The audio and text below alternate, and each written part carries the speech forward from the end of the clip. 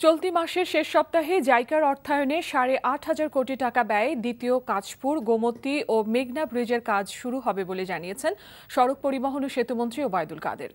সকালে রাজধানীর তেজগাঁওয়ে সড়ক ভবনে সড়ক ও জনপথ প্রকৌশলী সম্মেলনে তিনি কথা জানান।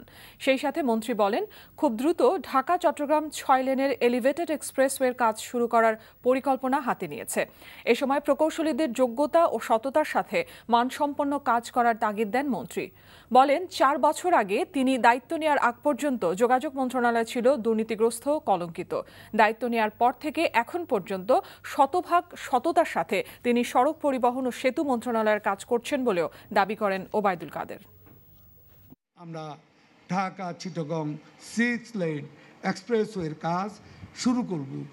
এই প্রসঙ্গে আমি আপনাদেরকে সুখবর দিচ্ছি, এই মাসেরই শেষ সপ্তাহে 4 লেনিং 3টি সেতু, কাশপুর, মেঘনা, গোমতী, জাইকার সহায়তা ৮,৫০০ কোটি টাকা ব্যয়ে কাজ আমরা শুরু করতে যাচ্ছি।